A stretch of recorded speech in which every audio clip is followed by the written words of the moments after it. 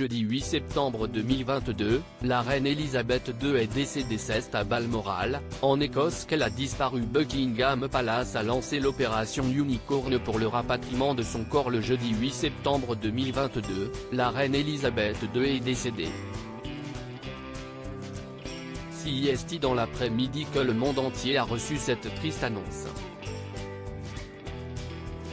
Une tragédie pour tout un peuple, qui pleure leur monarque, ayant régné pendant plus de 70 ans. Après cette annonce, il est temps pour l'entourage de la reine de lancer l'opération baptisée Unicorn. Cette procédure, qui a été planifiée depuis les années 60 par Buckingham Palace, est un protocole bien précis qui permet de rapatrier le corps de la monarque, disparu dans le château de Balmoral en Écosse.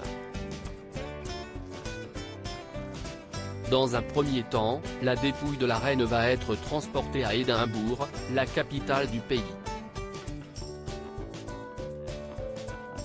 Son corps va ainsi être acheminé vers le palais de Holyrood. Le siège du Parlement écossais va ainsi suspendre de façon temporaire ses débats. Dans ce palais, un livre de condoléances sera présenté afin que les Écossais puissent dire un dernier au revoir à leur reine. Le cercueil sera par la suite transporté jusqu'à la cathédrale Saint-Gilles. CEST à la suite de ces hommages en Écosse que la reine Elisabeth tournera en Angleterre. Le corps de la reine Elisabeth II pourrait être transféré par train si Buckingham Palace privilégie l'avion, il se pourrait aussi que la dépouille de la reine soit transférée en train. Un train royal est en effet prêt depuis de nombreuses années en cas de décès de la monarque.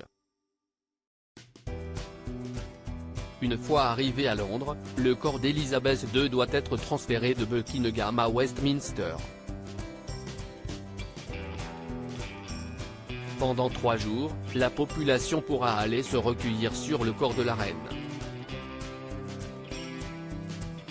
Pour ces funérailles, elles doivent se dérouler 10 jours après le décès de la reine Elisabeth II.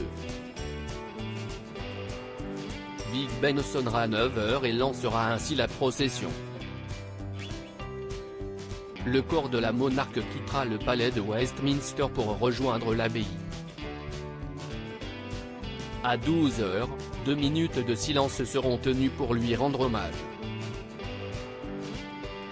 La reine Elisabeth II sera enterrée à la chapelle Saint-Georges de Windsor.